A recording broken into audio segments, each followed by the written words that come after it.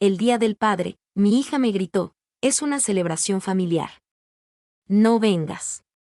Simplemente me subí a mi coche y me fui. 2 días después, vendí la casa. Qué bueno tenerte por aquí, al calor de esta historia. Acompáñame hasta el final y comenta desde qué ciudad nos miras, para saber hasta qué rincón del mundo ha viajado mi voz. Yo estaba de pie en el pórtico de la que alguna vez sentí como mi segunda casa, sosteniendo un pequeño regalo envuelto en papel brillante y una tarjeta en la que había invertido 20 minutos buscando las palabras exactas. El calor aplastante de aquel domingo de junio me pesaba en la espalda, pero dentro de mi pecho, algo muchísimo más frío comenzaba a tomar forma, a cristalizarse. A través de la puerta mosquitera, podía escuchar las risas, el tintineo de los vasos de cristal, las voces agudas de los niños mezclándose como un río con la conversación de los adultos. Mis nietos estaban ahí dentro, probablemente preguntándose dónde estaba el abuelo. Llamé a la puerta con la suavidad de siempre, con esos golpecitos rítmicos que eran mi firma. Unos pasos se acercaron, me acomodé el cuello de la camisa y forcé una sonrisa cálida. Cuando la puerta se abrió, apareció Estela. Pero su expresión no era esa a la que me había acostumbrado en los últimos 3 años, desde la muerte de Margarita. Esta no era la tolerancia cansada que había aprendido a esperar y a tragarme en silencio. Esto era algo más afilado. Algo helado. Papá, ¿qué haces aquí? Su voz tenía un filo que hizo que el estómago se me contrajera de golpe. Es el Día del Padre, mi amor. Les traje algo a los niños y pensé que tal vez podríamos. Es una celebración familiar. Las palabras estallaron de sus labios como si llevara todo el día conteniéndolas detrás de los dientes. No puedes simplemente aparecerte aquí esperando que te incluyamos. Estamos teniendo un momento familiar privado. El pequeño regalo que sostenía en mis manos, de pronto, se sintió insoportablemente pesado, como si estuviera cargando plomo. Detrás de ella, alcancé a vislumbrar a Marcos, su esposo, observando desde el umbral de la cocina. No hizo el menor ademán de invitarme a pasar. Ni siquiera asintió con la cabeza. De pronto, mi nieto de 7 años, Tomasito, se asomó por detrás de las piernas de Estela, y su rostro se iluminó por completo al verme. Abuelo Mateo. Mamá, el abuelo está aquí. Gritó, saltando de emoción. La mano de Estela bajó hasta el hombro de Tomasito, guiándolo de vuelta hacia adentro con una firmeza que no admitía réplica. Tomás, vete a jugar con tu hermana. El abuelo ya se iba. Esas palabras me golpearon con la fuerza de un impacto físico. Ya se iba. Como si yo no hubiera pasado los últimos 3 años intentando reconstruir algún tipo de puente con la hija que se había convertido en una completa extraña después del funeral de su madre. Como si yo no hubiera sido el hombre que pagó su universidad, el que la entregó en el altar, el que sostuvo a sus bebés en brazos cuando dieron su primer respiro en este mundo. Estela, no lo entiendo. Soy tu padre. Si alguien pertenece a una celebración del Día del Padre, no lo hagas. Su voz bajó hasta convertirse en un siseo venenoso, y dio un paso hacia el pórtico, cerrando la puerta a sus espaldas para que no la escucharan adentro. Simplemente no lo hagas, papá. ¿Crees que puedes seguir insertándote en nuestras vidas cada vez que te da la gana? Necesitamos espacio. Necesitamos ser una familia sin que tú estés rondando y asfixiándonos todo el tiempo. Asfixiando.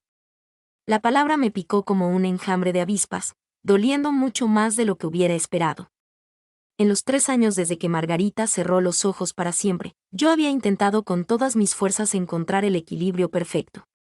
Ni muy presente, ni muy ausente. Había ayudado cuando me lo pedían, y me había mantenido al margen cuando no. Creí que había sido respetuoso. Creí que, al menos a veces, me querían allí. No los estoy asfixiando, logré articular, aunque mi voz salió mucho más pequeña y frágil de lo que pretendía. Solo quería pasar el Día del Padre con mi familia. Con mis nietos. Estela se cruzó de brazos, y en ese gesto vi tanto a su madre que el pecho me dolió físicamente. Pero Margarita jamás me habría mirado con un desprecio tan gélido. Tu familia, repitió ella, y hubo una crueldad palpable en la forma en que subrayó las palabras. Papá, necesitas entender algo. Marcos y yo estamos construyendo nuestras propias tradiciones familiares ahora. nuestra propia manera de hacer las cosas.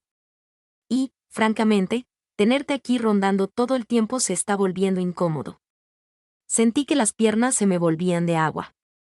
Las tablas de madera del pórtico parecieron inclinarse bajo mis pies.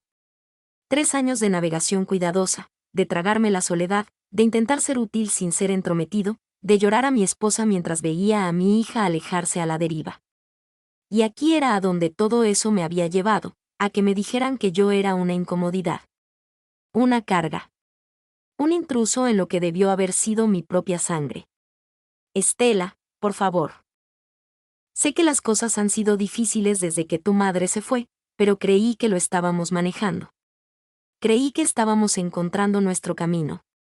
Me miró durante un largo instante, y busqué desesperadamente en su rostro cualquier rastro de la niña pequeña que solía correr a mis brazos cuando se raspaba la rodilla, la que me rogaba que le leyera un cuento más antes de dormir. En su lugar, solo encontré impaciencia. Y algo que se parecía peligrosamente a la lástima. Papá, necesitas buscarte tu propia vida. Deja de intentar vivir a través de la nuestra. La puerta mosquitera se abrió a sus espaldas y apareció Marcos, su sola presencia cambiando instantáneamente la dinámica del aire. Era un hombre alto, con esa confianza arrogante que siempre me había hecho sentir un poco más pequeño. Colocó una mano protectora sobre el hombro de Estela. ¿Todo bien por aquí afuera?, preguntó, pero me estaba mirando a mí, no a ella. Papá ya se iba, se apresuró a decir Estela. Marcos asintió lentamente, como si aquello fuera exactamente el guión que él había escrito. Mateo, tal vez sea mejor que llames la próxima vez antes de darte una vuelta. Teníamos planes hoy. Planes en el Día del Padre. Planes que no incluían al padre. Bajé la mirada hacia el regalo envuelto que aún sostenía. Era un álbum de fotos que yo mismo había armado, lleno de recuerdos de Margarita y los nietos. Algo que, en mi ingenuidad, pensé que atesorarían. Ahora se sentía estúpido. Presuntuoso. Lo dejé con infinita suavidad sobre el barandal de hierro del pórtico. Dejaré esto aquí, dije en un susurro. Ninguno de los dos hizo el menor movimiento para tomarlo. Caminé de regreso a mi coche con paso lento, sintiendo el suelo inestable bajo mis zapatos. A mis espaldas, escuché la puerta principal abrirse y cerrarse con un golpe seco. Escuché cómo las voces retomaban su alegre parloteo. La celebración continuaba sin mí, exactamente como si yo nunca hubiera pisado ese lugar. Sentado en mi coche, apreté el volante con ambas manos y me quedé mirando la casa donde vivía mi hija. Donde mis nietos estaban creciendo. Donde yo ya no era bienvenido. La misma casa que yo les había ayudado a comprar, firmando como aval en la hipoteca cuando el historial crediticio de Marcos no dio el ancho. El mismo enganche que había salido directamente de la cuenta de ahorros de Margarita y mía. Pensé en Margarita en ese momento.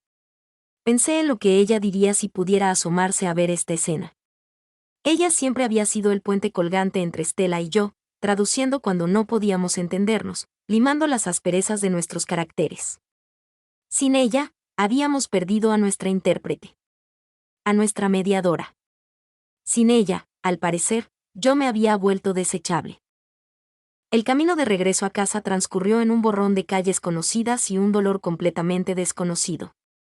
Mi casa, la misma casa que Margarita y yo habíamos compartido durante 32 años, se sintió cavernosa y helada cuando crucé el umbral. Las tarjetas del Día del Padre que Tomasito y Lucía me habían hecho el año pasado seguían sobre mi escritorio. Sus dibujos de crayón y papel construcción brillaban como faros contra la madera oscura. ¿Habría alguna tarjeta este año? ¿Siquiera me recordarían en un mes? ¿En un año? Me dejé caer en el sillón favorito de Margarita, el que había mantenido intacto, exactamente como ella lo dejó, y traté de procesar lo que acababa de ocurrir. ¿Cómo me había convertido en un extraño para la niña de mis ojos? ¿Cómo fue que amarla, que querer ser parte de su historia, se había transformado en una carga tan pesada? El silencio de la casa me presionaba los tímpanos, roto únicamente por el tic-tac del reloj de péndulo que Margarita había insistido en comprar para nuestro 10º aniversario. Cada segundo sonaba como un pequeño martillo golpeando algo de cristal dentro de mi pecho. Por primera vez en 3 años, comencé a preguntarme si mi hija tenía razón. Tal vez era hora de dejar de intentar ser parte de una familia que ya no me quería. 2 días. Eso fue todo lo que tomó cambiar el rumbo del universo. Me quedé mirando el letrero de se vende que la agente de bienes raíces acababa de clavar en el pasto de mi jardín delantero. El sonido del metal perforando la tierra aún hacía eco en la quietud de la mañana del martes. Mis vecinos, los de la familia Garza, espiaban a través de las cortinas, seguramente preguntándose qué mosca le había picado al viejo Mateo. Doña Leticia, desde la casa de enfrente, me miraba boquiabierta desde su banqueta, con la taza de café congelada a medio camino de sus labios. No podía culparlos. Ni yo mismo estaba del todo seguro de que me había poseído. La decisión había germinado en mi mente la noche de lunes, en algún punto entre mi tercera copa de tequila y la cuarta vez que reproduje las palabras de Estela en mi cabeza. Necesitas buscarte tu propia vida. La frase había estado rebotando contra las paredes de mi cráneo durante 48 horas, ganando peso y densidad con cada repetición. Tal vez tenía razón. Tal vez era hora de dejar de aferrarme a las cenizas de una vida que claramente ya no me quería en ella. El teléfono vibró en mi bolsillo por lo que se sintió como la 100ª vez desde las 9 de la mañana. Lo saqué solo para ver el nombre de Estela parpadeando histéricamente en la pantalla. Llamada número 37. Yo había dejado de contar en la 20, pero el aparato llevaba el registro por mí. 64 llamadas perdidas en total, decía la pantalla. 64 intentos desesperados por localizarme, después de 3 años de hacerme sentir invisible. Rechacé la llamada y deslicé el teléfono de vuelta a la oscuridad de mi bolsillo. Señor Mateo, Jimena, la agente de bienes raíces, una mujer impecablemente vestida que había manejado la venta con una eficiencia brutal, se acercó con los últimos documentos. La oferta en efectivo de verdad aceleró todo. ¿Está seguro de que no necesita más tiempo para empacar? Esto está sucediendo a un ritmo vertiginoso. Vertiginoso. Ese era exactamente el punto. Si me hubiera dado tiempo para pensar, tiempo para reconsiderar, yo mismo me habría convencido de no hacerlo. Habría encontrado excusas para quedarme, para seguir arrastrando los pies en este mausoleo de recuerdos, esperando sentado a que mi hija recordara que yo respiraba. Estoy seguro, le respondí a Jimena, firmando la última página con manos que apenas si temblaban. Los compradores pueden quedarse con todo tal como está. Todo está incluido, excepto lo que llevo en mis maletas. Ella asintió, aunque no pude evitar notar la mirada de genuina preocupación que intercambió con su asistente. Probablemente pensaban que estaba sufriendo un colapso mental. Y la verdad, no se equivocaban del todo. Mi teléfono volvió a zumbar. Esta vez era Marcos. Casi suelto una carcajada. En 3 años, Marcos jamás me había llamado. Jamás había iniciado una sola conversación por voluntad propia. Pero ahora, con la casa vendida y su red de seguridad financiera desvaneciéndose en el aire, había encontrado mi número con una rapidez asombrosa. Lo que pasa cuando te tratan como a un cajero automático durante años, es que empiezas a reconocer los patrones. La forma en que las charlas de sobremesa siempre terminaban desviándose hacia el dinero. La forma en que las pequeñas emergencias siempre coincidían mágicamente con mis visitas. La forma en que su gratitud era siempre temporal, pero sus expectativas sobre mi cartera eran permanentes. Recordé una plática de hacía apenas 2 meses, cuando Marcos me había acorralado después de la fiesta de cumpleaños de Tomasito. Se había mostrado inusualmente amigable, preguntándome por mis planes de retiro, indagando si había considerado mudarme a un lugar más pequeño. En ese momento, mi corazón ingenuo pensó que estaba siendo considerado, que tal vez se preocupaba por mi vejez. Ahora, la venda caía, había estado pescando. Estaba midiendo mis finanzas, calculando los tiempos, probablemente preguntándose cuándo heredarían Estela y él. El teléfono sonó una vez más. ¿Estela? Vi su nombre brillar en el cristal y sentí que una piedra de hielo se asentaba en mi pecho. ¿Cuántas veces me había llamado ella en el último año solo para platicar?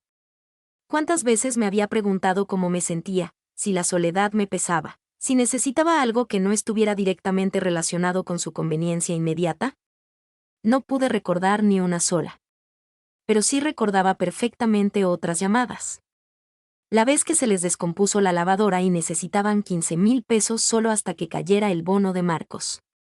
La vez que el coche de Estela necesitaba llantas nuevas y andaban un poco apretados este mes.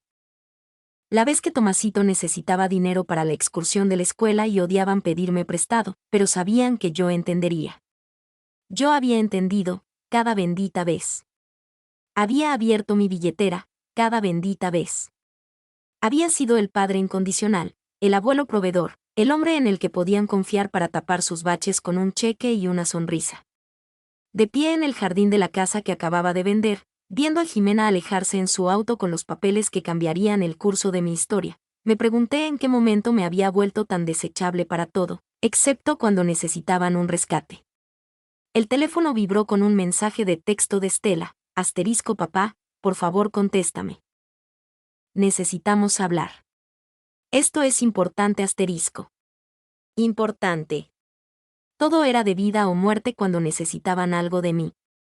Mis sentimientos, mi aislamiento, mi luto interminable, esas cosas nunca tuvieron el rango de importantes como para justificar una simple llamada. Comencé a caminar hacia mi auto, cargando mis 2 maletas. Todo lo demás, 32 años de matrimonio, 3 años de viudez, toda una vida de objetos acumulados, le pertenecía ahora a extraños. Los compradores, una pareja joven con gemelos pequeños, estaban fascinados de conseguir una casa completamente amueblada.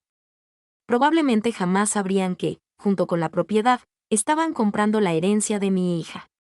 Otra llamada. Esta vez, deslicé el dedo y contesté. Papá, gracias a Dios. Llevo todo el maldito día intentando comunicarme contigo. ¿Qué es esta locura de que vendiste la casa? Doña Carmen llamó a la tía Rosa, y ella me llamó a mí, y nadie entiende qué demonios está pasando. No puedes simplemente vender la casa sin avisarle a nadie. El pánico en su voz era genuino, denso y real, pero no era preocupación por mí. Era el terror absoluto de perder algo con lo que ya contaba para su futuro. Puedo vender mi propia casa cuando se me dé la gana, Estela.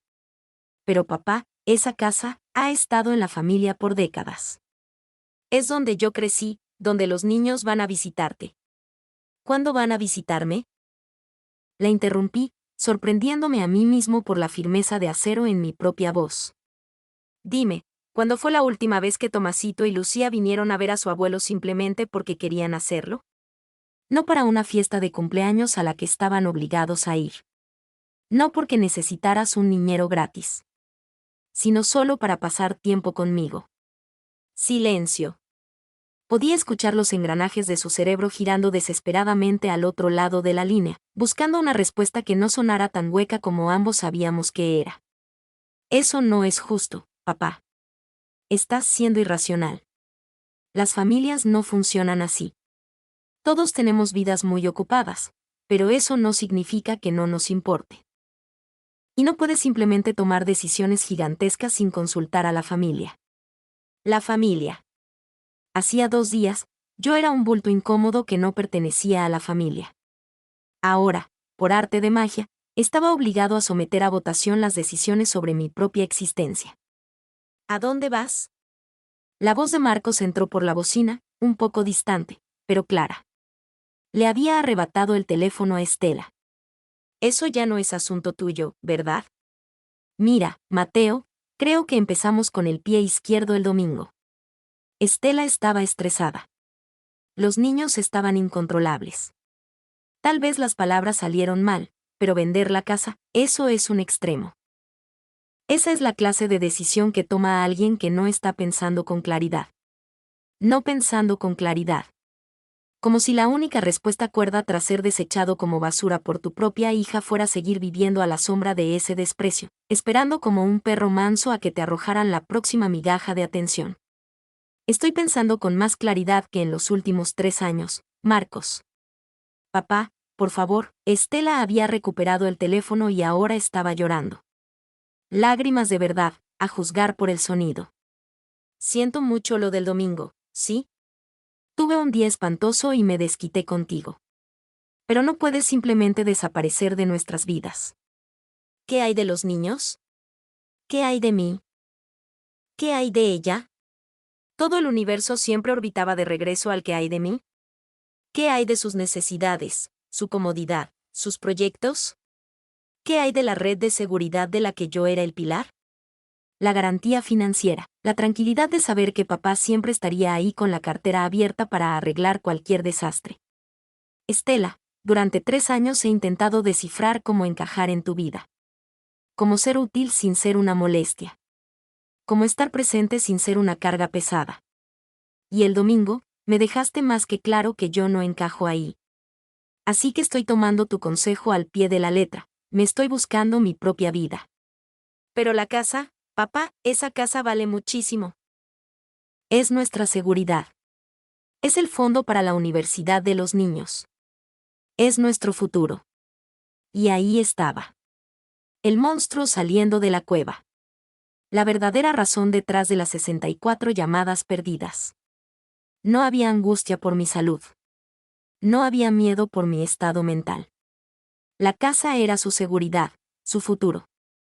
Yo solo era el guardián estorbo de su herencia. Llegué a mi coche y arrojé las maletas en la cajuela. Los compradores tomarían posesión al día siguiente. Yo ya había reservado una habitación de hotel para pasar la noche. Y después de eso, por primera vez en décadas, no tenía obligaciones, nadie dependía de mí, no había ningún lugar en el que estuviera obligado a estar. El dinero de la casa es mío, y haré con él lo que me plazca, dije con una calma sepulcral. Igual que mi tiempo, mi energía y mi presencia. Todo es mío, para darlo o retenerlo como yo considere correcto. Papá, me estás asustando. Casi me río a carcajadas. Ahora yo la estaba asustando. Después de años de darme por sentado, de tratarme como un electrodoméstico conveniente que se enchufaba y desenchufaba a voluntad, mi hija por fin sentía miedo. No miedo por mí, sino terror de cómo se vería su vida sin su infalible plan de rescate. No te asustes, Estela. Sé independiente. ¿No es eso lo que hacen las familias modernas? Construir sus propias tradiciones, su propia manera de hacer las cosas. Colgué antes de que pudiera responder y apagué el teléfono por completo. El silencio que siguió fue inmediato, profundo y sagrado. No más zumbidos. No más exigencias, no más chantajes disfrazados de obligaciones. Me subí al auto y me alejé de la única vida que había conocido, sintiéndome 1 kilo más ligero con cada kilómetro que dejaba atrás. La habitación del hotel era genérica, de un tono beige estéril. Exactamente lo que mi alma necesitaba. No había fantasmas acechando en las esquinas. Ni fotografías juzgándome desde las mesas de noche. Ni ecos de la risa de Margarita rebotando contra paredes llenas de historia. Solo muros neutros, una cama firme y el tipo de silencio absoluto que te permite escuchar tus propios pensamientos sin ahogarte en el pantano de la nostalgia. Me senté al borde de la cama, sosteniendo entre las manos una fotografía que había rescatado del cajón de mi escritorio en el último segundo. Era del día de la boda de Estela, hacía 7 años. Ella lucía radiante, como un sol en su vestido blanco. Marcos se veía apuesto y dueño del mundo a su lado.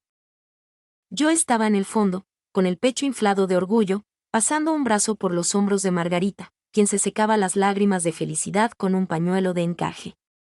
Eso fue antes. Antes de que Marcos comenzara a moldear a mi hija hasta convertirla en alguien a quien apenas reconocía. Antes de la lenta, sutil y venenosa campaña que me transformó de un padre adorado a una obligación tediosa. No había sucedido de la noche a la mañana.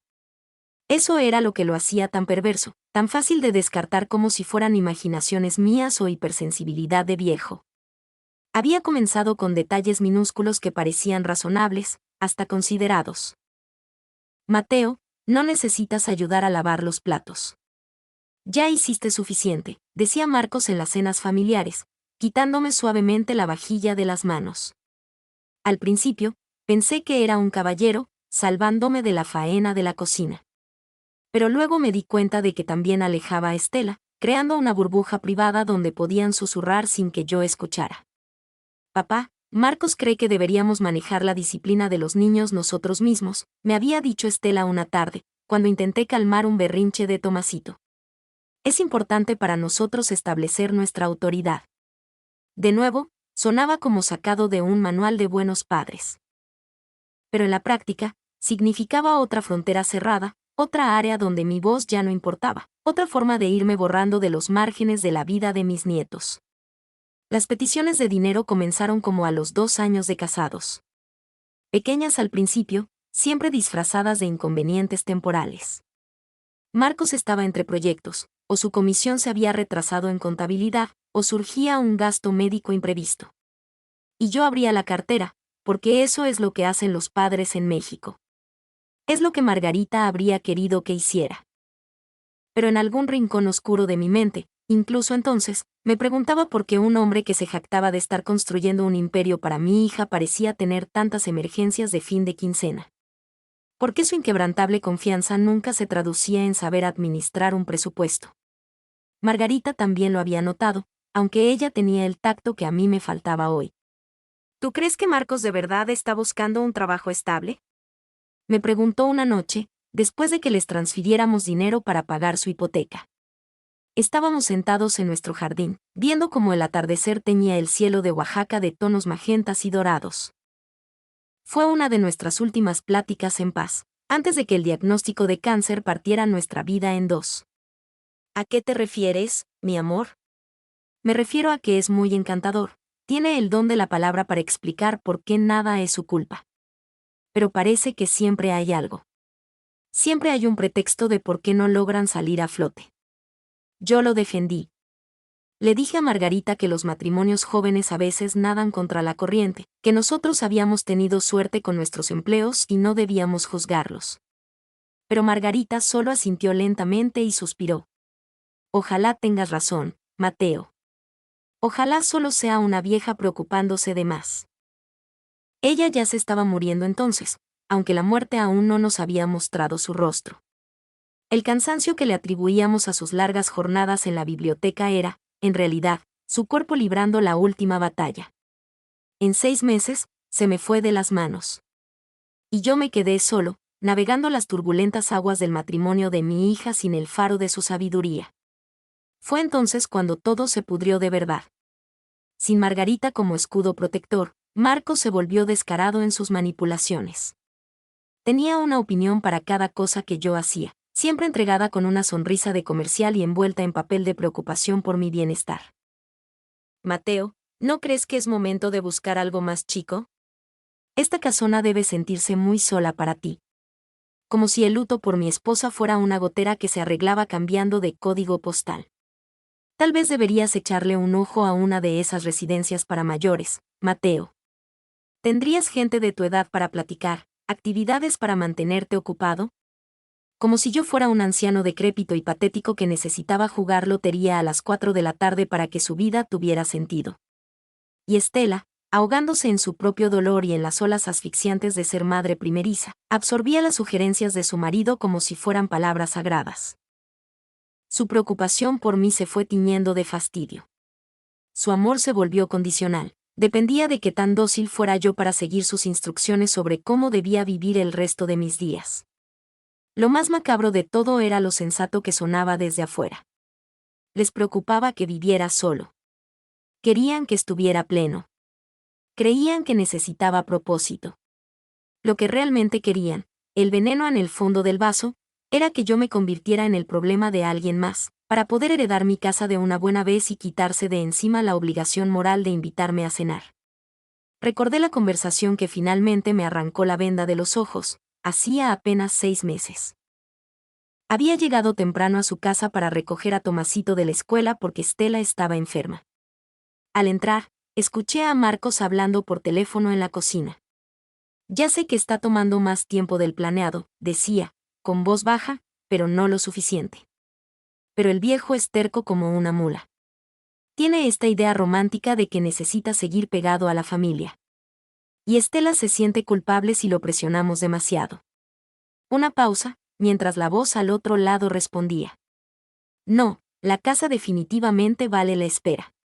Ubicación de primera, escrituras limpias, 0 hipoteca. Solo tenemos que ser pacientes y seguir trabajando el ángulo del asilo. Una vez que lo acomodemos en un lugar de esos, Se dará cuenta de que está mejor ahí, y nosotros nos quitamos la culpa de encima. Otra pausa. Créeme, al final nos lo va a agradecer. Y Estela podrá disfrutar de su herencia mientras todavía es lo suficientemente joven para gastarla. Me había quedado congelado en el pasillo, apretando la mochila de Tomasito contra mi pecho, sintiendo que el aire se me escapaba de los pulmones. Mi propio yerno discutiendo mi vida como si yo fuera una ecuación matemática que había que despejar. Un obstáculo en el camino. Hablando de mi casa, el templo sagrado de Margarita y mío, como si ya tuviera su nombre en las escrituras. Pero la estocada final fue la frase: Estela podrá disfrutar de su herencia. No heredarán algún día, ni cuando Mateo pase a mejor vida. Hablaba de mi muerte como si fuera un simple trámite burocrático que se interponía entre ellos y el botín que consideraban suyo por derecho divino.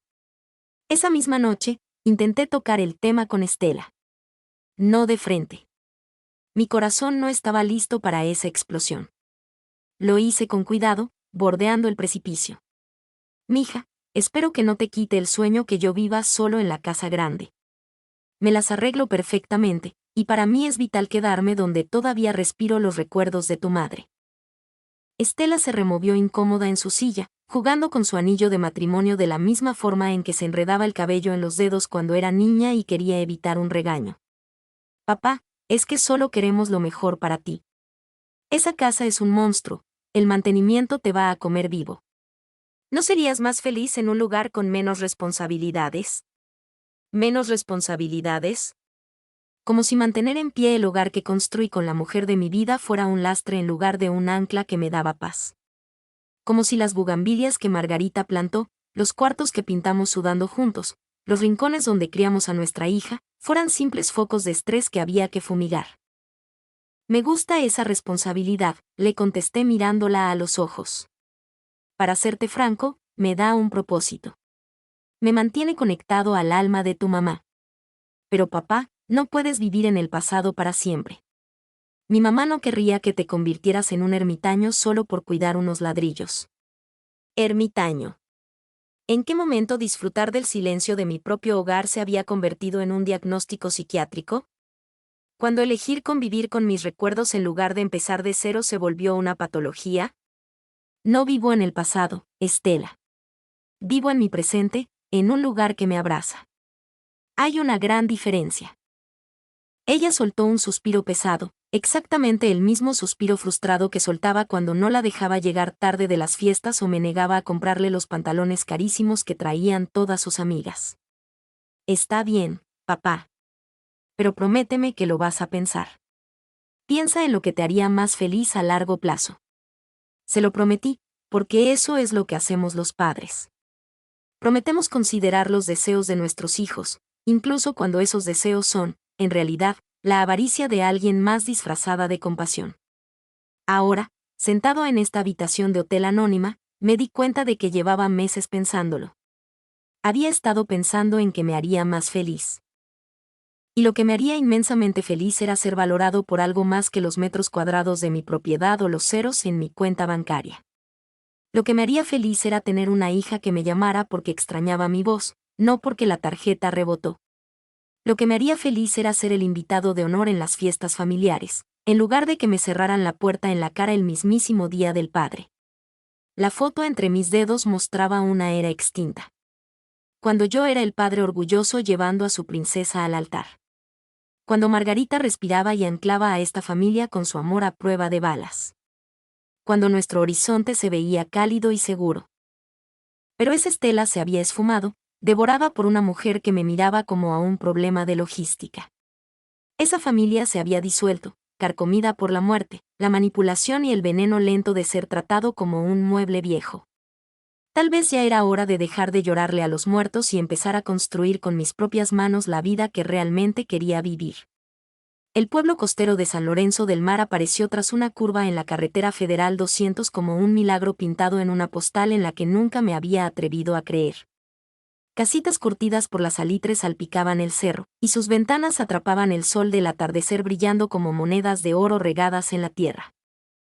Allá abajo, el Pacífico se extendía infinito, rompiendo su inmensidad azul con el ritmo hipnótico de las olas estrellándose contra las rocas milenarias. Llevaba 3 días manejando sin rumbo fijo, durmiendo en moteles de paso a la orilla de la carretera y comiendo en fondas donde nadie me conocía ni esperaba que yo resolviera sus vidas. Cada kilómetro que ponía entre mi antigua existencia y yo, se sentía como mudar de piel, iba dejando escamas de obligaciones y decepciones en el asfalto, hasta que algo mucho más ligero y puro empezó a asomarse debajo. San Lorenzo me había guiñado el ojo desde una revista de viajes arrugada que encontré abandonada en la mesa de un café a las afueras de Guadalajara. Asterisco las joyas escondidas del Pacífico mexicano, prometía el artículo. Y hubo algo en esta joya en particular que me hizo orillarme y devorar las fotografías. Tal vez fue la forma en que el pueblo parecía abrazarse al mar, en lugar de solo existir a su lado. Tal vez fue el pequeño muelle pesquero, lleno de lanchas con pintura descarapelada, tan lejos de las marinas pretenciosas y estériles que yo conocía. O tal vez fue el simple y llano hecho de que jamás había pisado este lugar. No había un solo recuerdo aquí que pudiera atormentarme. No había expectativas que cumplir. Encontré una pequeña posada llamada El Descanso del Ancla, aferrada a un acantilado que miraba de frente al puerto. La dueña, una mujer llamada Catalina, de cabello plateado como la luna y arrugas de tanto reírse alrededor de los ojos, me llevó a un cuarto con una vista que me apretó el pecho con un sentimiento que no había experimentado en lustros. Asombro, tal vez. O esperanza. ¿Cuánto tiempo nos va a acompañar, don Mateo? Me preguntó mientras yo firmaba el libro de registro. Aún no lo sé, le respondí, y me di cuenta de que era la verdad más pura que había salido de mi boca en meses. Mi teléfono había estado vibrando como un insecto atrapado durante todo el viaje, pero había aprendido el arte de ignorarlo. Ahora, al dejar mis maletas en el piso de mosaico limpio y fresco de la habitación, finalmente lo encendí. 47 mensajes nuevos. 47 tentáculos intentando arrastrarme de vuelta al abismo donde yo no era más que una billetera con patas y un contacto de emergencia. Los primeros eran de Estela. Su voz iba escalando de la confusión al coraje, hasta rozar la histeria pura. Asterisco papá, ¿dónde estás? Esto ya no es gracioso. Tenemos que hablar de la situación de la casa. Marcos ya habló con un abogado. No puedes simplemente deshacerte del patrimonio familiar sin consultarnos. Podría haber consecuencias legales. Papá, estoy angustiada. Esto no se parece a ti. Por favor, márcame para saber que no te ha pasado nada asterisco. La amenaza legal me arrancó una carcajada ronca que rebotó extrañamente en las paredes del cuarto vacío.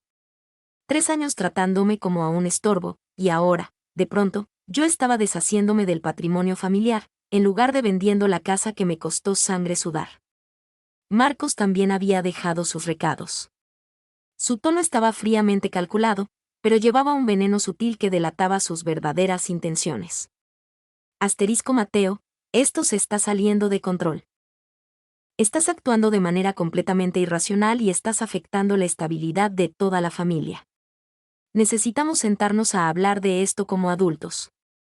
Ya me puse en contacto con un asesor financiero para revisar tu situación. Hay formas de manejar tu patrimonio que tienen sentido para todos. Llámame asterisco. Mi situación.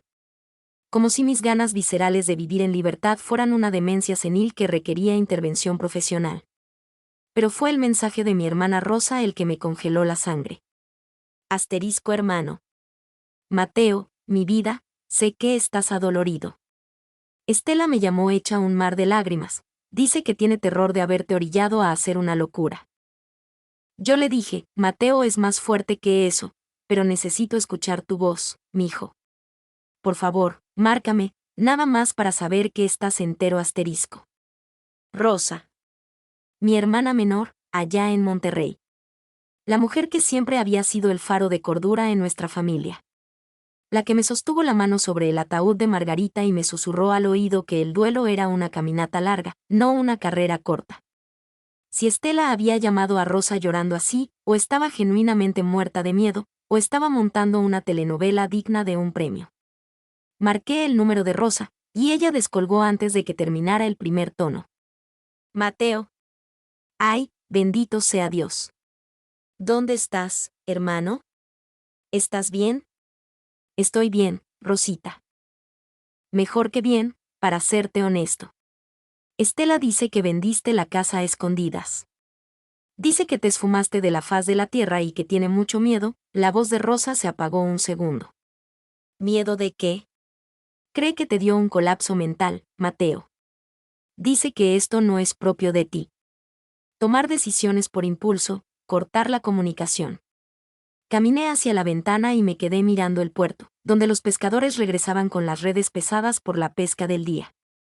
Hombres y mujeres con las manos curtidas por el trabajo duro, que entendían la satisfacción sagrada de ganarse el pan con el sudor de su frente, de valerse por sí mismos. Tal vez esto es exactamente lo más propio de mí, Rosa. Tal vez llevo tanto tiempo fingiendo ser alguien que no soy, que hasta yo mismo me había olvidado de mi rostro. ¿A qué te refieres, hermano? Me refiero a que, desde cuando es un colapso mental, exigir que tu propia sangre te trate con un mínimo de respeto.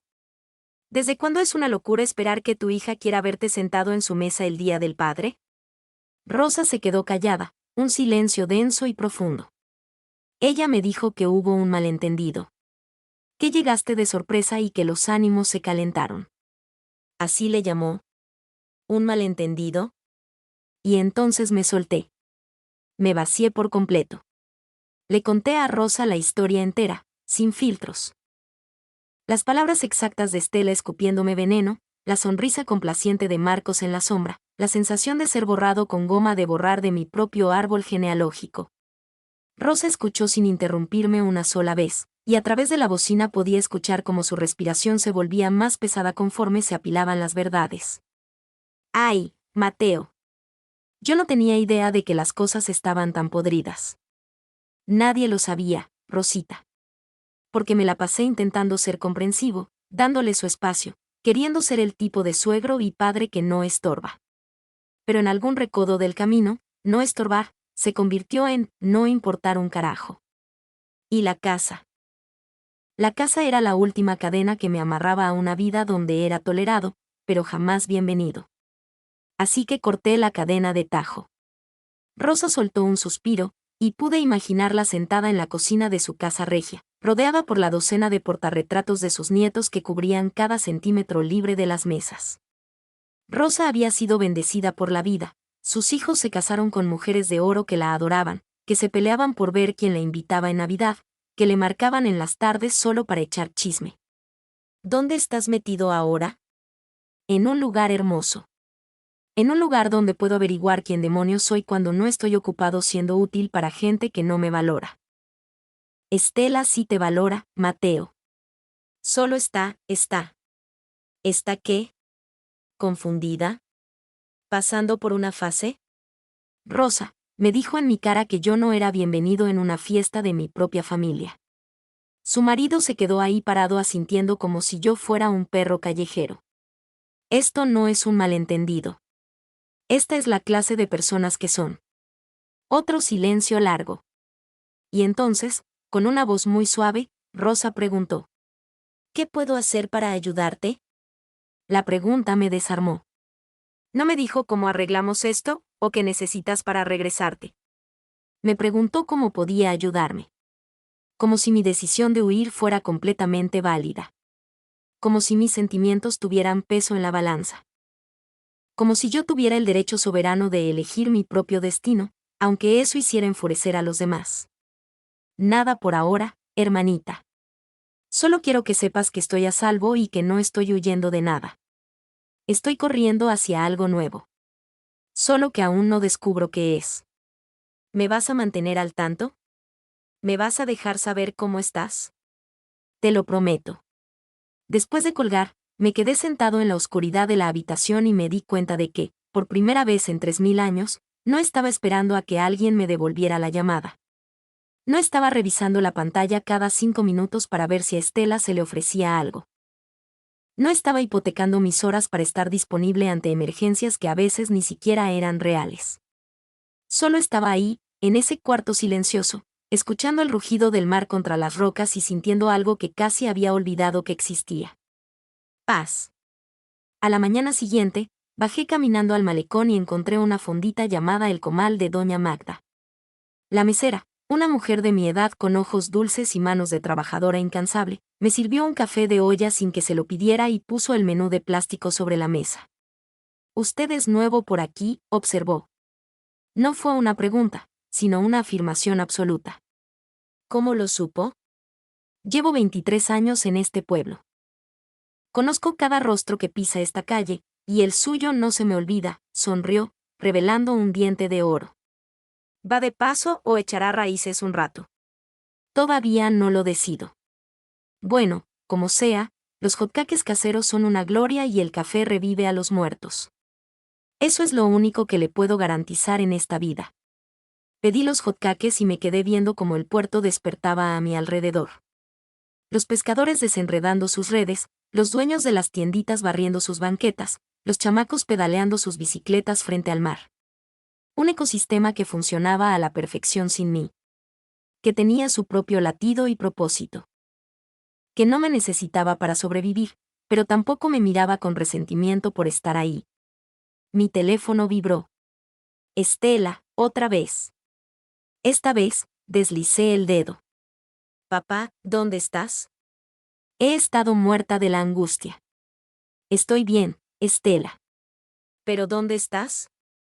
¿Por qué te niegas a decirnos dónde te metiste? Porque no quiero que vengan a buscarme. Las palabras quedaron suspendidas en el aire entre los dos. Crudas y brutales. Eso es algo horrible para decirle a tu propia hija. No más horrible que decirle a tu padre que sobra en una celebración familiar. Tuve un mal día. Dije cosas que no sentía. ¿Las sentías en el momento en que salieron de tu boca? Silencio sepulcral. Eso pensé. Papá, por favor, regresa a casa. Podemos arreglar esto. Este es mi hogar ahora. Ni siquiera sabes dónde estás parado. Sé exactamente dónde estoy parado, Estela. Estoy en un lugar donde puedo respirar sin el terror de ser una carga para nadie. Un lugar donde puedo existir sin tener que presentar justificantes de por qué ocupo espacio. Tú nunca tuviste que justificar nada con nosotros. Casi me atraganto con el café. Estela, llevo 3 años justificando el aire que respiro frente a ti y frente a Marcos. Cada visita, cada llamada, cada maldito intento de ser parte de sus vidas me exigía demostrar por qué yo era útil o necesario. Eso es mentira. Ah, sí. Dime, ¿cuándo fue la última vez que me llamaste simplemente porque extrañabas platicar conmigo? No porque la quincena no alcanzó. No porque era Navidad o mi cumpleaños. Simplemente porque querías escuchar la voz de tu viejo. Otro silencio largo, más pesado que el anterior. Me tengo que ir, dije por fin. Tengo una vida nueva que construir. Colgué y apagué el aparato. Los hotcakes llegaron humeantes y doraditos, y por primera vez en años, desayuné en Santa Paz, sin mirar la pantalla ni una sola vez. Llevaba 3 semanas en San Lorenzo cuando me encontraron. Debí haber sabido que no se darían por vencidos tan fácil. El botín financiero era demasiado jugoso. El control absoluto era una pieza clave en el plan de vida que Marcos había orquestado. Pero yo ya me había acomodado a mis anchas en la cabañita que renté frente al mar. Me había acostumbrado a mis caminatas matutinas a la fonda de Doña Magda.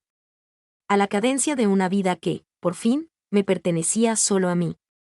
Estaba sentado en el corredor de madera de mi cabaña, devorando un libro que había comprado en la librería del centro, un lujo de tiempo que nunca me pude dar cuando mis días giraban en torno a apagar los incendios de otros, cuando escuché el portazo del coche. 2 portazos. Lo que significaba que habían venido los dos.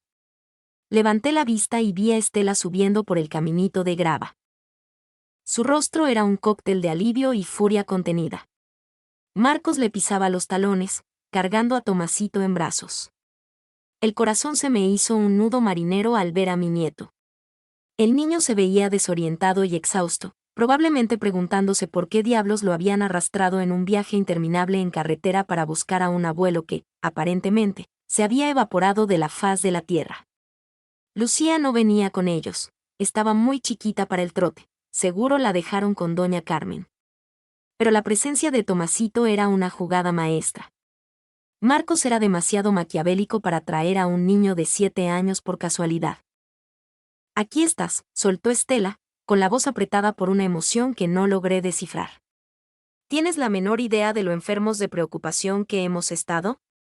¿De lo aterrado que estaba Tomasito cuando le dije que el abuelo se había desaparecido? Cerré mi libro lentamente, sintiendo como la paz de las últimas 3 semanas se me escurría entre los dedos como arena fina. Hola, Estela. Marcos. Marcos hizo un asentimiento seco con la cabeza, pero sus ojos de buitre ya estaban escaneando mi cabaña de arriba a abajo, tasando su valor en el mercado, calculando si aquí era donde yo había enterrado el dinero de la casa. Tomasito se retorció en los brazos de su padre y estiró las manitas hacia mí. Abuelo Mateo, ¿por qué no nos dijiste dónde te habías escondido? Mi mami me dijo que te fuiste muy lejos porque estabas triste. Las palabras me dieron de lleno en el pecho. Claro. Por supuesto que Estela había volteado la tortilla para que esto se tratara de mis emociones inestables y mi incapacidad para lidiar con la vida, y no de su rechazo brutal. En la cabecita de Tomás, yo lo había abandonado porque era un viejo triste, no porque su madre me había escupido que yo sobraba en su familia. No estaba triste, campeón, le dije con muchísima suavidad, bajando los escalones del corredor. Solo necesitaba buscar una casa nueva junto al mar. ¿Pero por qué no nos trajiste contigo? Está bien bonito aquí. La sabiduría de los niños. Tomasito veía la belleza cruda de este rincón del mundo, la paz que emanaba, mientras que sus padres solo veían un inconveniente grotesco que estropeaba sus planes financieros. Marcos bajó a Tomasito al suelo, y el niño corrió a abrazarse de mis piernas con esa fuerza inconsciente con la que los pequeños aman. Le devolví el abrazo, hundiendo la nariz en el olor a champú de manzanilla de su pelo, sintiendo que mi armadura se agrietaba por primera vez desde que fugué. Tomás, mi amor, ¿por qué no vas a explorar la orilla de la playa? Sugirió Estela, con una voz artificialmente dulce. Pero no te alejes de donde podamos verte, ¿eh?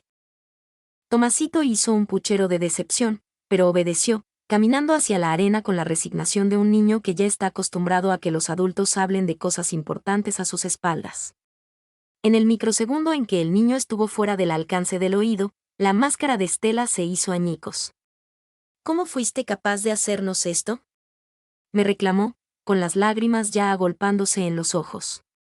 ¿Cómo pudiste desaparecer sin dejar rastro? Tomás lloró 3 noches seguidas pensando que te habías muerto por ahí. Te dije que estaba perfectamente bien. Contesté tus llamadas hasta que empezaste a amenazarme con abogados. No eran amenazas. Estábamos intentando protegerte de cometer una estupidez de la que te fueras a arrepentir. ¿Decisiones sobre mi propia vida y mi propio dinero? Marcos dio un paso al frente, con la mandíbula tensa y los puños apretados, la furia a punto de desbordarse. Vamos a dejarnos de chantajes emocionales, Mateo. Vendiste una propiedad de 15 millones de pesos sin consultarle a nadie. Te desapareces a Dios sabe dónde, derrochando dinero sin el menor respeto por tu seguridad futura o por la herencia de tu familia. Este no es el comportamiento de un hombre que está en sus cabales. Y ahí estaba. La verdad desnuda, sin maquillaje de compasión filial. Asterisco la herencia de tu familia. Como si mi viaje al cementerio fuera solo una transacción bancaria que se había retrasado.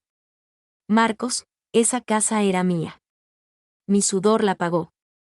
El dinero me pertenece a mí, para gastármelo como yo decida. Y esa idea torcida de que tengo la obligación de preservar intacta la herencia mientras sigo respirando, es exactamente el veneno que me hizo largarme de allí. Estela se interpuso entre nosotros, con las manos temblando. Esto no se trata de dinero, papá. Se trata de la familia. Se trata de no abandonar a la sangre que te ama. ¿Qué me ama? Las palabras salieron de mi boca como cuchillos. Estela, dime, ¿cuándo fue la última vez que me trataste como a un padre al que amas, y no como a un bulto que toleras? Eso es una bajeza. Lo es. Dime una sola cosa, una sola, que hayas hecho en el último año para demostrarme que me valoras por quien soy, y no porque soy la alcancía que resuelve tus desastres. Abrió la boca para gritarme, y luego la cerró. Su rostro fue un caleidoscopio de emociones mientras su cerebro patinaba buscando un ejemplo que no sonara a mentira barata. Te invitaba a pasar las fiestas con nosotros. Me invitabas para que te ayudara a picar la cena y a lavar las ollas mientras Marcos se tiraba a ver el fútbol en la sala y los niños corrían. Me invitabas para que pasara la tarjeta en los regalos y la despensa, mientras me tratabas como al mozo de la casa. Estás exagerando todo. Ah, sí. La Navidad pasada, cuando le dije a Tomasito que yo le leía el cuento para dormir, me dijiste que Marcos prefería encargarse de la rutina de noche. Cuando intenté sentarme en el piso a armar el rompecabezas con Lucía, me regañaste diciendo que tenía que aprender a ser independiente. Ah, pero cuando llegó el estado de cuenta de las compras navideñas y no les alcanzó, ahí mi presencia no solo era bienvenida, era una obligación. La cara de Marcos se puso roja como un tomate. Su paciencia de seda se había roto. Te estás tirando al piso para que te levanten, Mateo. Te hicimos parte de todo. Te hicimos sentir necesario. Me hicieron sentir usado, porque yo era útil. Eso hacen las familias, por el amor de Dios. Se ayudan. Pero por lo visto tu ayuda siempre viene con una factura escondida. No, Marcos. Por lo visto, el cariño de ustedes es el que viene con tarifa dinámica. Estela soltó un sollozo desgarrador y se tapó la cara con las manos. No puedo creer las porquerías que estás diciendo. Después de todo el infierno que cruzamos juntos, después de que mi mamá se nos fue y todos estábamos tragando veneno. No estábamos tragando veneno juntos, Estela. Yo estaba tragando tierra solo, en mi casa, mientras tú y Marcos hacían un plan de negocios con mi futuro sin siquiera preguntarme. Y entonces se los escupí. Les narré con lujo de detalle la conversación que escuché detrás de la puerta. Como Marcos hablaba de mí como de un problema de inventario. Como planeaban aventarme a un asilo para poder cobrar su herencia por adelantado. El rostro de Estela palideció como si hubiera visto al diablo, luego se encendió en fuego, y volvió a quedar blanco. Esa plática no. Papá, no entiendes el contexto. Pues ilumíname. Explícame el contexto. Pero se quedó muda.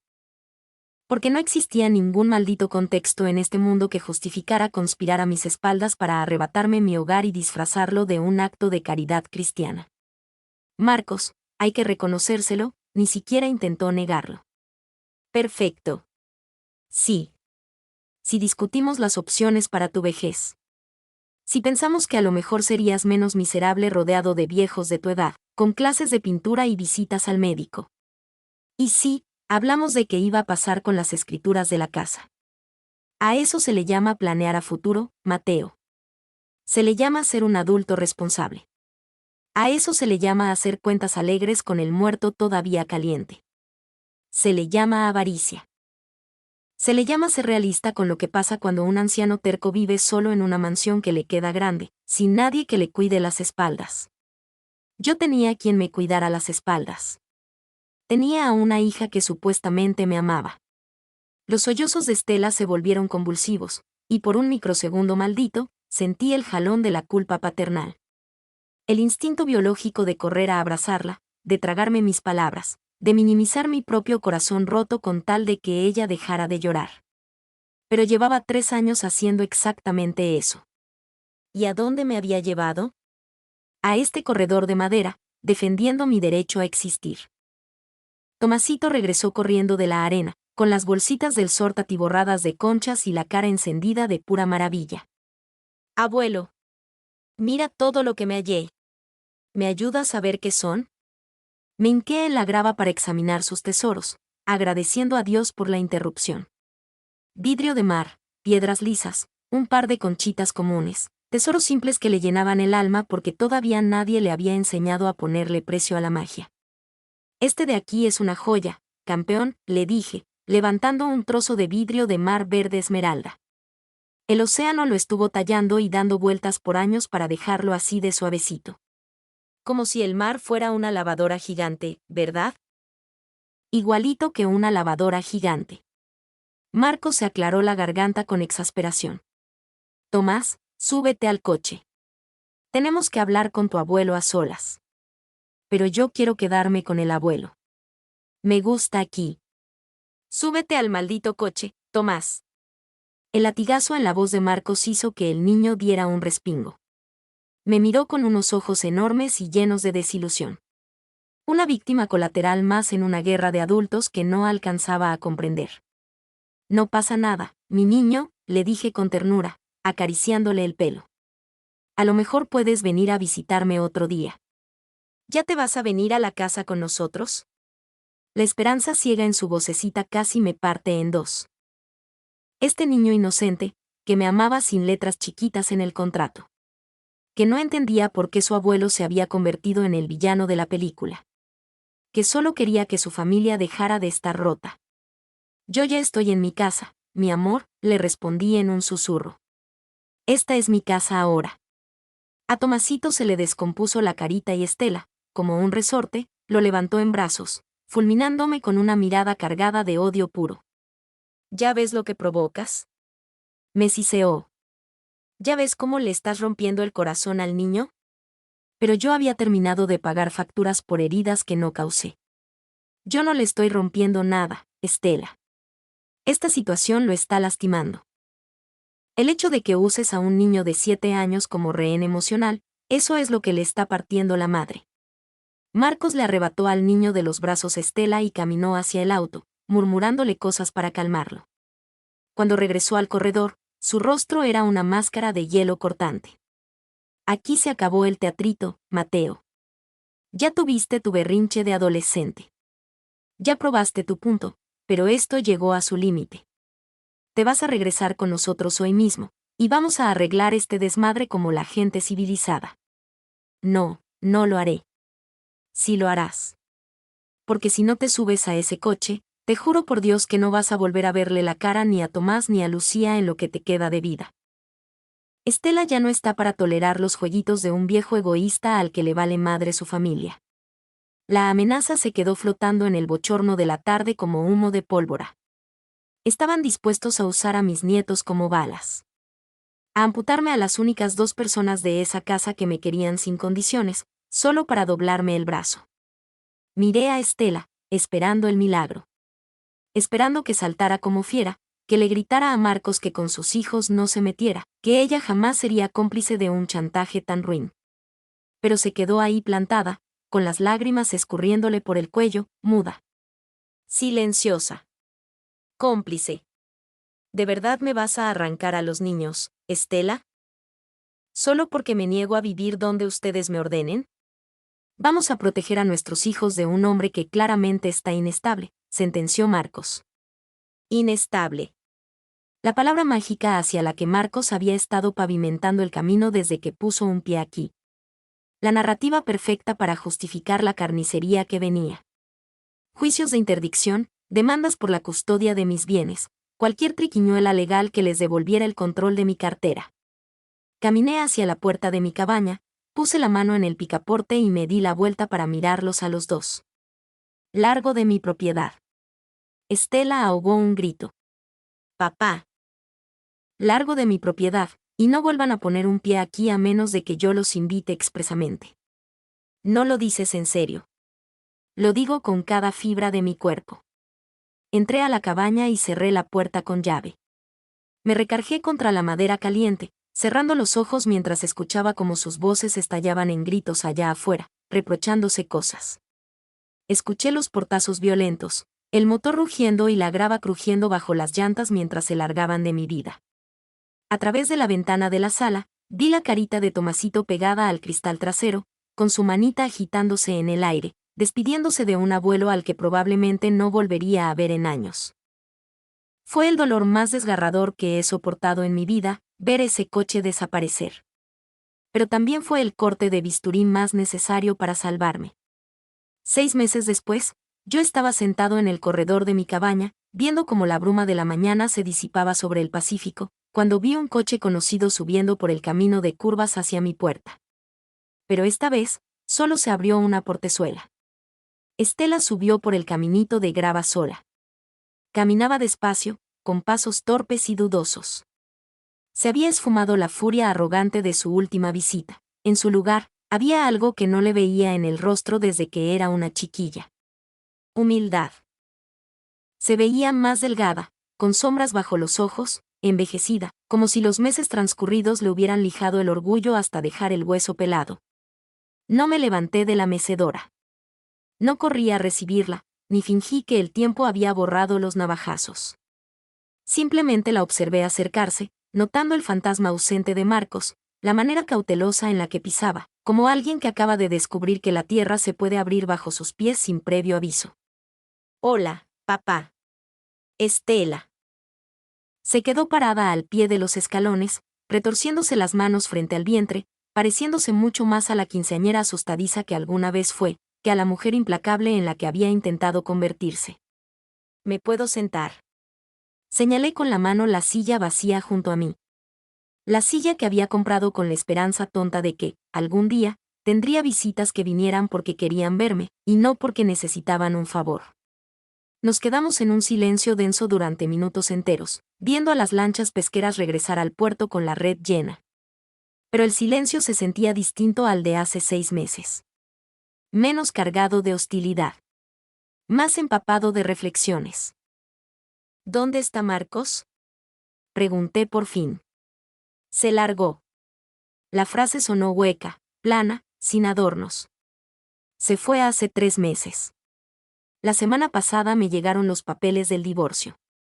Una tormenta de emociones me revolvió el estómago. Alivio, la amarga satisfacción de tener la razón y, debajo de todo eso, una pena inmensa y genuina por el corazón destrozado de mi hija. Fuera lo que fuera Marcos, ella lo había amado. Había apostado su vida a su número. Había creído ciegamente en el paraíso que él le prometió. Lo siento mucho, Estela. Me miró con sorpresa en los ojos. ¿De verdad? Siento que estés sufriendo. Siento que tu matrimonio se haya ido a pique. Pero no siento que él ya no esté. Una sonrisa minúscula, rota y amarga, asomó a sus labios. Nunca lo tragaste. Traté de tragarlo, por ti. Pero nunca le tuve una gota de confianza. ¿Y por qué nunca me dijiste nada? Si te lo hubiera dicho, ¿me habrías escuchado? Lo pensó un segundo y luego sacudió la cabeza despacio. Seguramente no. Yo juraba que le tenía celos. Celos de que yo hubiera encontrado a otro hombre en quien recargarme. Nunca le tuve envidia a tu felicidad, mija. Le tenía pánico a tu falta de juicio. Pues resulta que tu pánico estaba 100% justificado. Me quedé callado, esperando a que ella marcara el ritmo. Sentí que traía un nudo en la garganta que necesitaba desamarrar. Vació las cuentas del banco antes de irse. Nos dejó en ceros. Se llevó absolutamente todo, menos los 300 pesos que me quedaban en la tarjeta de débito. Soltó una risa que sonó a vidrio roto. Resulta que todas esas emergencias de fin de mes que tuvimos durante años, jamás fueron emergencias. Era su maldito estilo de vida. Siempre gastaba el triple de lo que ganaba. Siempre apostando a que alguien más iba a pagar los platos rotos. Primero yo, y luego tú. Siempre fuiste tú, papá. Incluso cuando ya estábamos casados, cuando él era el hombre de la casa, siempre fue tu dinero el que nos impidió hundirnos. La hipoteca, las llantas del coche, las colegiaturas. Yo juraba que estábamos pasando por una mala racha. Pero la realidad es que nunca dejamos de estar en una mala racha. Sentí que la rabia vieja me hervía en las venas. Pero no contra Estela. Contra el parásito que nos había manipulado a los dos, que había usado el amor ciego que le tenía a mi hija para financiarse su vida de rey. ¿Y los niños? Están conmigo. Ni siquiera peleó la custodia. Apenas si preguntó por el régimen de visitas. Tomasito me pregunta todos los días a qué hora va a regresar su papá, y ya no sé qué mentira inventarle. El dolor en su voz me desgarró las entrañas. Y a pesar del infierno, mi instinto animal de padre fue intentar consolarla, abrir la chequera mental, buscar cómo tapar los agujeros de su barco para que no se hundiera. Pero ya había aprendido a ponerle correa a ese instinto. A preguntarme si me estaban pidiendo ayuda, o si me le estaban exigiendo. ¿Qué necesitas de mí, Estela? Me miró de golpe, como si la hubiera abofeteado, como si esperara que yo le ofreciera el cielo y la tierra sin que lo pidiera. No necesito nada. No vine a pedirte ni un centavo. Entonces, ¿a qué viniste? Vine a pedirte perdón. Las palabras se atropellaron en su boca, como si llevara semanas ensayándolas frente al espejo. A decirte que tenías toda la maldita razón sobre Marcos. Que tenías razón sobre la basura de forma en que te estábamos tratando. Que hiciste bien en largarte cuando lo hiciste, y a preguntarte si hay alguna manera humana de volver a empezar. Me mecí lentamente en la silla, viendo a las gaviotas trazar círculos sobre el muelle. Volver a empezar. Sonaba bellísimo en los cuentos, pero yo sabía que la vida real no es así. Se habían dicho atrocidades. El puente de la confianza estaba dinamitado. No puedes borrar años de explotar a un hombre viejo con un simple perdóname. Cuéntame cómo es tu vida ahorita, le dije, evadiendo la respuesta directa. Es durísima. Conseguí un trabajo de medio turno en la biblioteca pública, pero apenas si sale para comer. Doña Carmen, la vecina, me hace el favor de cuidarme a los niños cuando salen de la escuela. Tomás está enojado con el mundo todo el día. Lucía no para de preguntar por su abuelo Mateo, y yo tengo un cansancio en los huesos que no se me quita con nada. Hizo una pausa larga y me miró a los ojos. Pero es una vida honesta. Por primera vez en años, estoy viviendo con la verdad. ¿Qué significa eso? Significa que ya no estoy fingiendo que todo es color de rosa cuando la casa se está cayendo a pedazos. Ya no estoy tapando las deudas de Marcos ni inventando excusas de por qué siempre andamos pidiendo limosna. Ya no me estoy mintiendo a mí misma sobre la clase de patán con el que me casé, ni sobre la clase de porquería de hija en la que me convertí.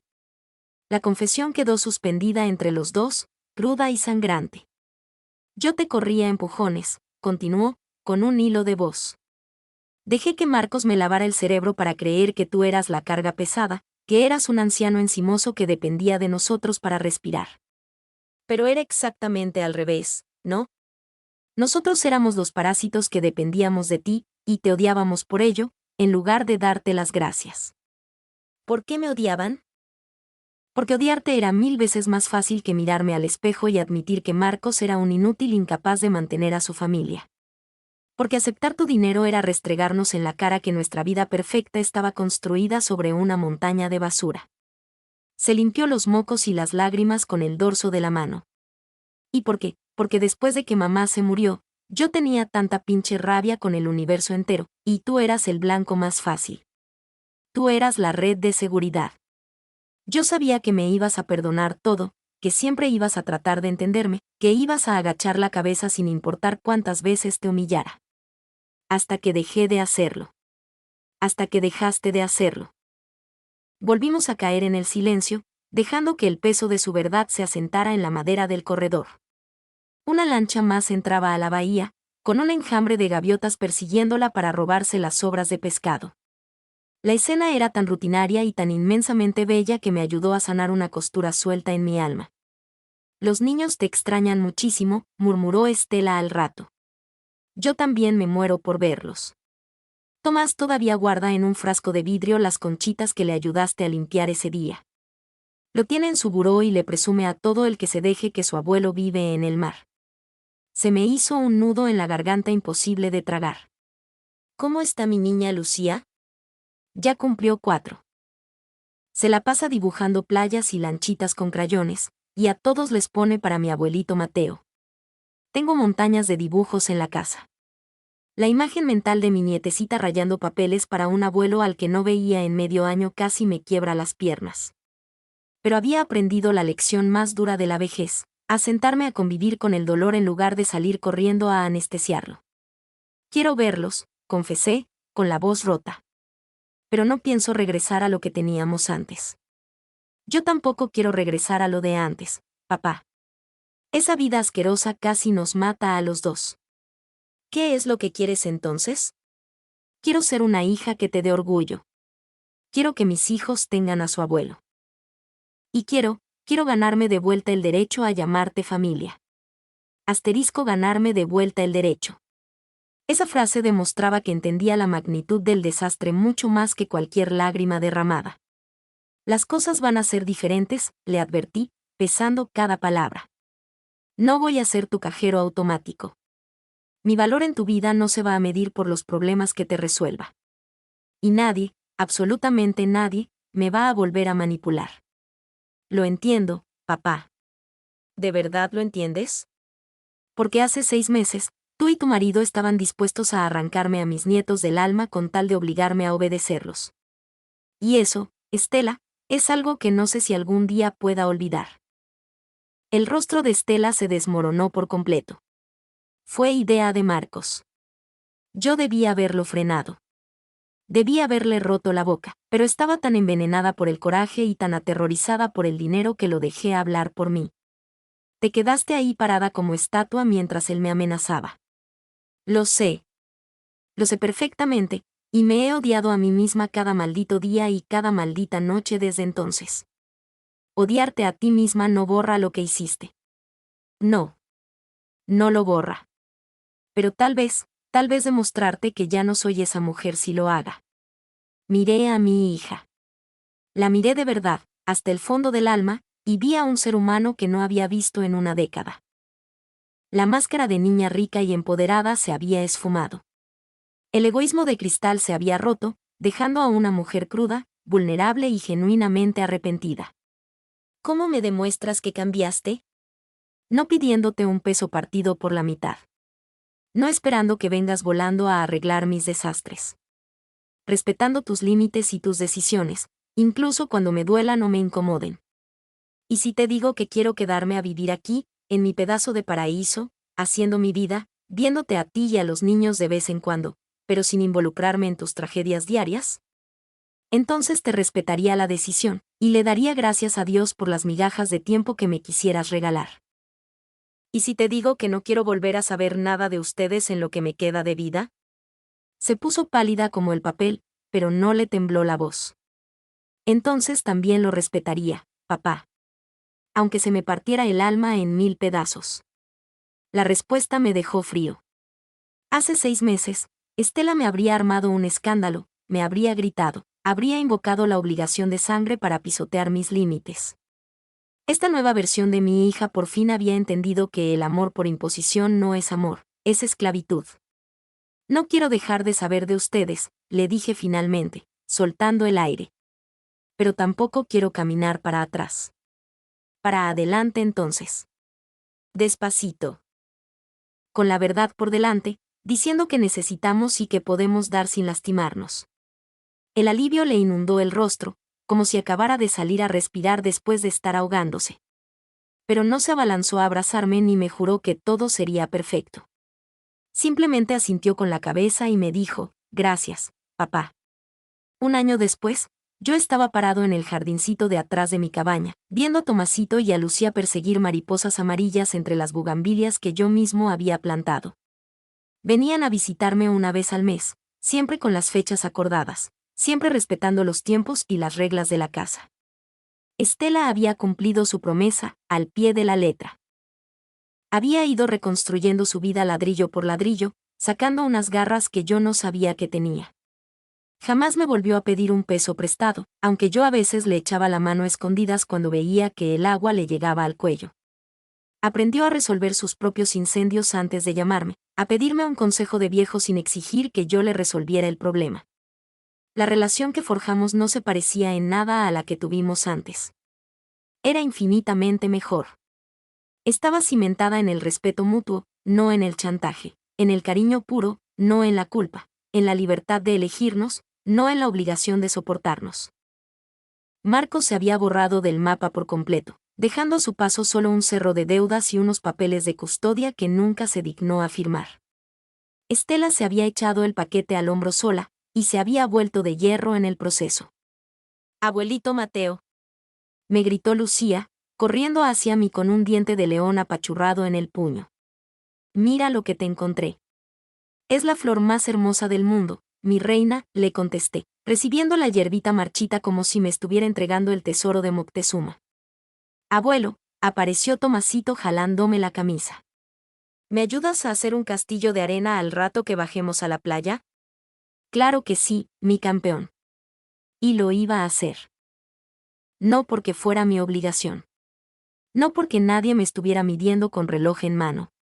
Sino porque me daba la gana. Porque estos instantes robados al tiempo eran regalos divinos, no facturas por cobrar. Porque esta familia nuestra, más chiquita, remendada y llena de cicatrices, pero por fin honesta, había valido la pena reconstruirla. Estela salió al corredor de atrás, recargándose en el barandal de madera. Veía a sus hijos jugar en mi jardín con una sonrisa radiante, libre, que no le veía desde que era una muchacha. «¡Feliz Día del Padre, papá!», me gritó desde allá. Esta vez, yo era el invitado de honor en mi propia vida. Y ahora, tengo mucha curiosidad por ti, que has escuchado mi historia al calor del fogón. ¿Qué habrías hecho tú si estuvieras en mis zapatos? ¿Alguna vez te ha tocado vivir algo parecido, donde la familia se vuelve una carga pesada? Cuéntamelo todo en los comentarios de abajo, te estaré leyendo. Y mientras me escribes, te voy a dejar en la pantalla final otras 2 historias que son de las favoritas de este canal, y que te juro, te van a dejar con la boca abierta. Muchísimas gracias por acompañarme hasta aquí, y que tengas una hermosa noche.